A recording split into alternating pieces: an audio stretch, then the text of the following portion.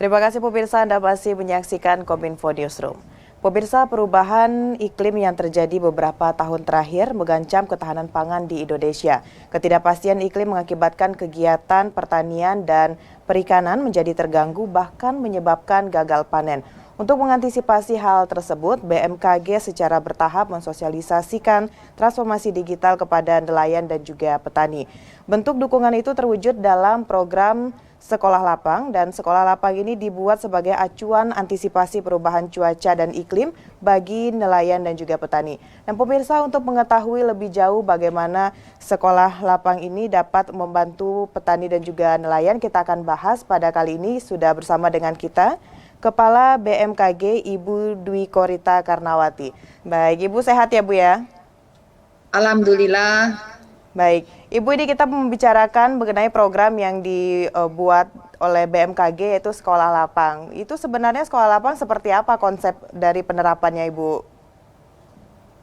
Konsep utamanya adalah untuk mendiseminasikan dan memastikan informasi cuaca dan iklim itu sampai ke petani dan nelayan dan dipahami oleh petani dan nelayan, dan mereka bisa merespons atau melakukan langkah-langkah antisipatif dengan tepat.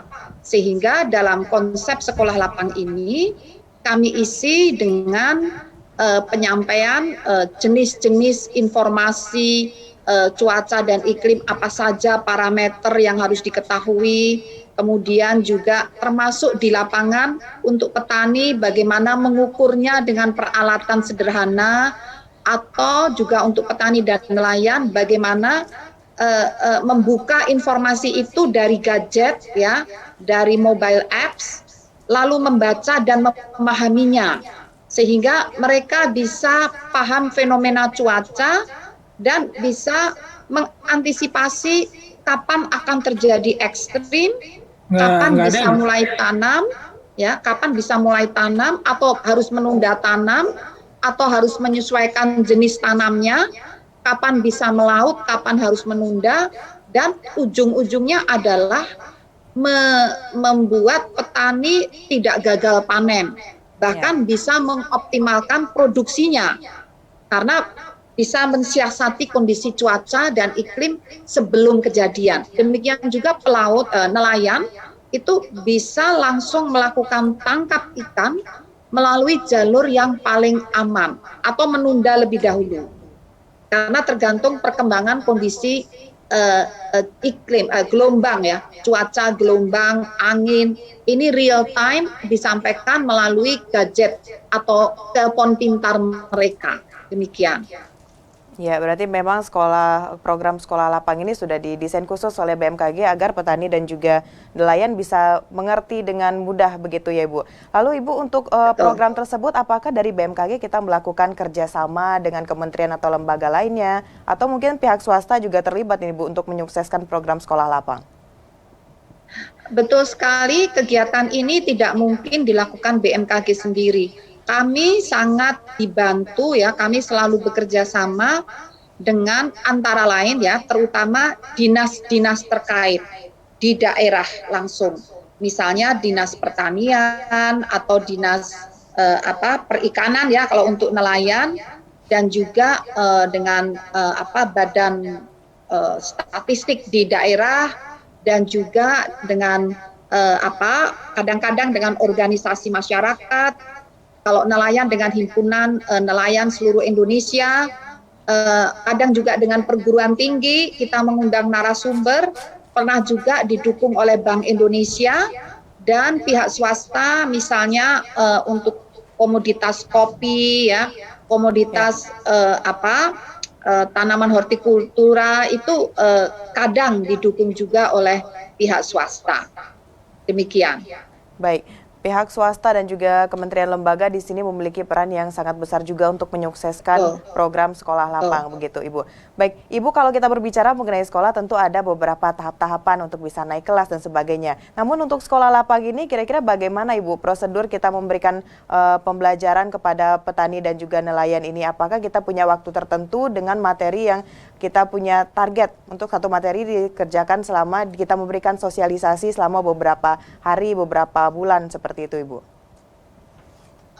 Mulai 3-4 tahun terakhir ini kami langsung melakukan operasional di lapangan ya untuk memangkas tahapan itu karena menurut kami terlalu lama ini. Nah, sehingga kami pangkas sifatnya pendampingan. Jadi kalau petani kami mendampingi selama 3-4 bulan. Langsung hari pertama itu penjelasan dasar lebih dahulu. Hari pertama, kedua juga menunjukkan peralatan simple di lapangan secara praktis, lalu diskusi ya dengan kasus-kasus yang ada. Jadi biasanya sangat dibantu oleh para penyuluh petani. Jadi misalnya cuacanya terlalu lembab, jenis hama apa yang akan muncul, lalu bagaimana mencegah atau memitigasinya. Ini banyak diskusi di lapangan, di sawah beneran. Kemudian langsung tanam.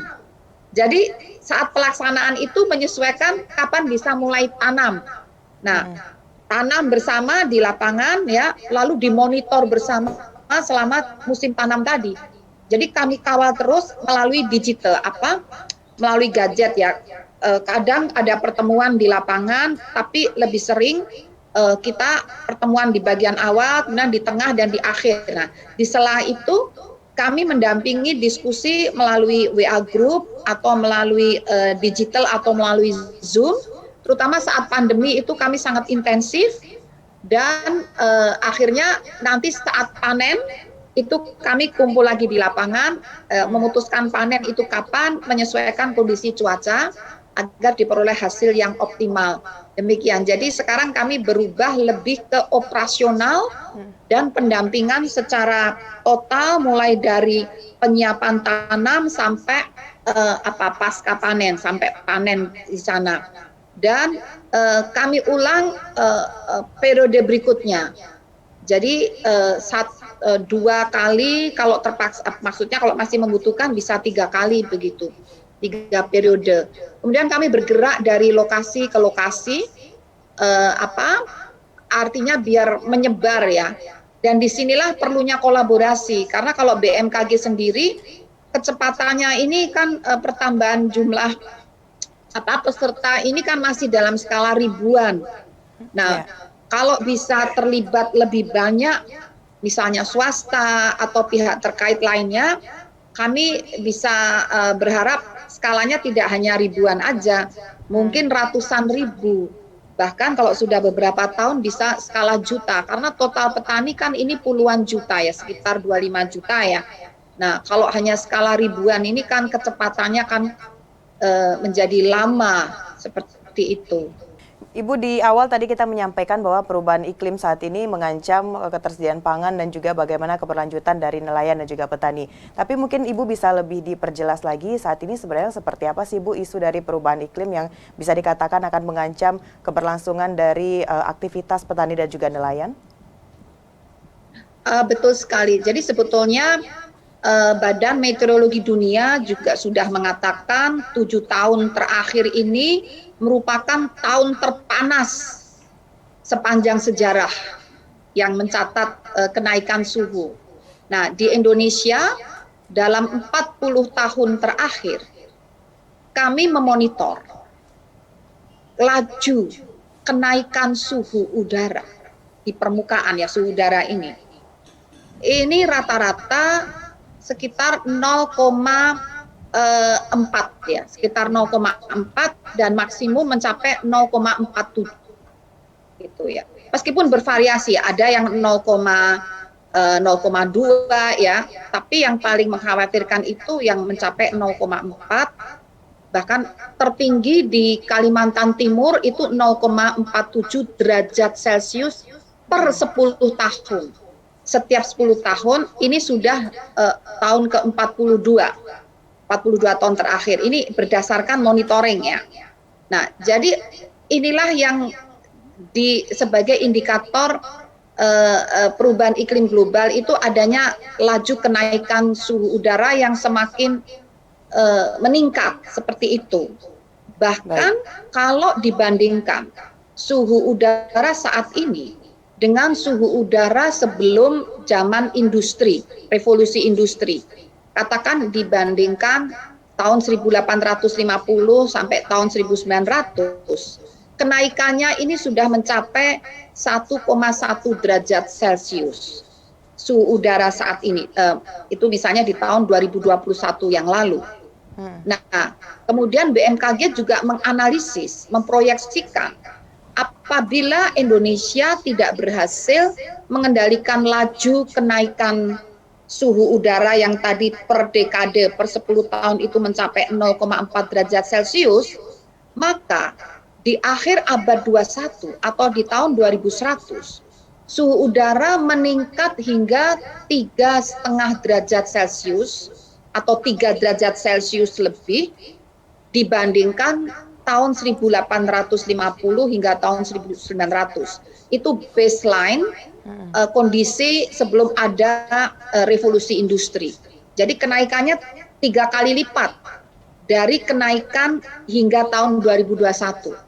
Padahal dengan kenaikan 1,1 derajat saja, ini suhu muka air laut juga sudah menghangat, semakin hangat, terutama di wilayah Indonesia ini yang kita punya datanya, kenaikan suhu muka air laut saat ini sudah mencapai, suhunya mencapai sampai 29 derajat Celcius di beberapa titik ya, di beberapa titik. Yang harusnya normalnya itu sekitar 25-26 derajat Celcius. Nah, akibatnya apa?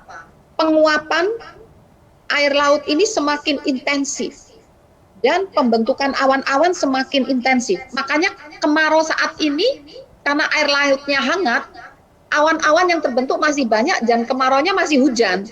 Jadi kemarau basah itu juga salah satu indikasi dampak dari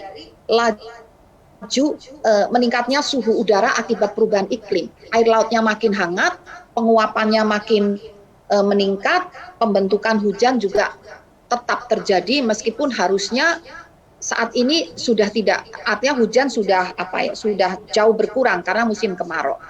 Dan dampak yang makin membahayakan, sering terjadi badai tropis seperti siklon ya, siklon, angin yang memutar di lautan.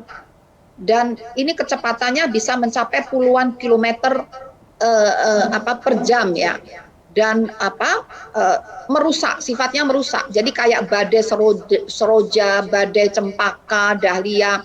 Nah, ini semakin sering terjadi.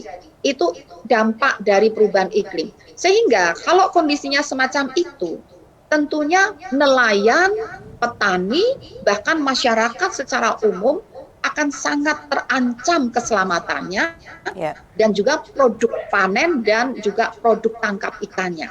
Jadi itu latar belakang kenapa para nelayan, petani, dan bahkan masyarakat harus disadarkan betapa pentingnya terus memonitor informasi cuaca. Karena perubahannya sangat cepat, sangat dinamis. Baik. Kenapa sangat dinamis? Indonesia ini beda dengan negara-negara di benua. Kita dipengaruhi oleh 2 samudra besar, Pasifik dan Samudra Hindia, dan dipengaruhi oleh 2 benua. Akibatnya apa?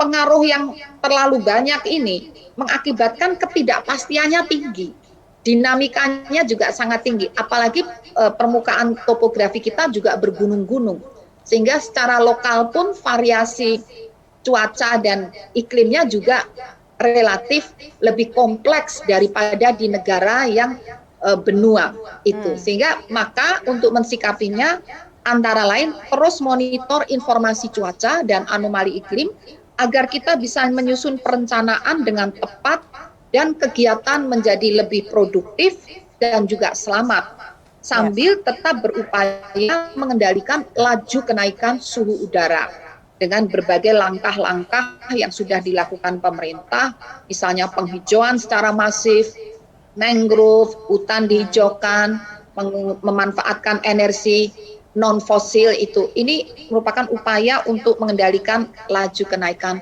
suhu udara tadi. Demikian. Baik, berarti memang sekolah lapang ini diharapkan dapat membantu para petani dan juga nelayan terhindar dari dampak-dampak perkiraan dampak negatif akibat dari perubahan iklim. Namun Ibu, terakhir pertanyaannya, apakah dari BMKG kita sudah benar-benar bisa dapat mensosialisasikan sekolah lapang ini hingga ke pelosok, ke petani dan nelayan yang sangat membutuhkan? Jika belum, kira-kira apa Ibu tantangannya? Ya, kami sudah berupaya berhasil di beberapa wilayah, misalnya di Kupang ya, saat terjadi badai Seroja, alumni sekolah lapang nelayan, sekolah lapang cuaca nelayan di desa Osapa di Kupang, itu justru yang menyelamatkan warganya satu desa karena dia paham mendapatkan informasi dan menyelamatkan warganya.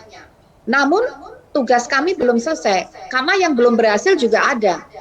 Misalnya di wilayah-wilayah yang tidak terjangkau internet, yang tidak terjangkau, jadi mobile phone ini nggak bisa.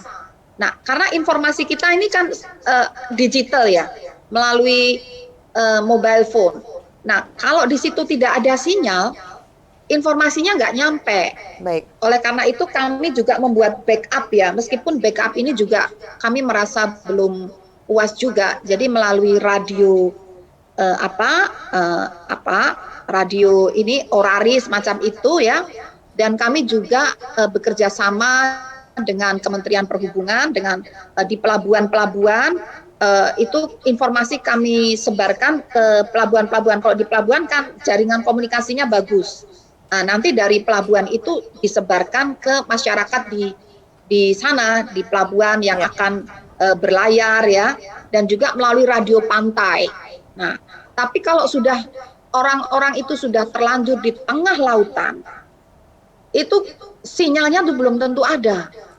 Dan kami khawatir mereka, artinya kan informasi itu terus berubah dari menit ke menit.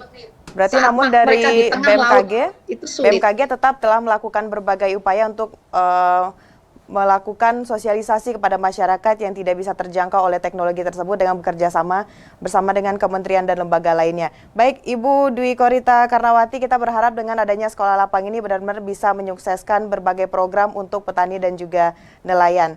Baik, terima kasih Ibu telah hadir dan berdiskusi bersama di Kominfo Newsroom. Kita akan tunggu informasi terbaru mengenai bagaimana perkembangan dari sekolah lapang tersebut. Baik pemirsa, itulah dialog kita bersama dengan Kepala BMKG Ibu Dwi Korita Karnawati, dan setelah jeda pariwara kami akan kembali dengan berbagai informasi lainnya. Tetaplah bersama Kominfo Newsroom.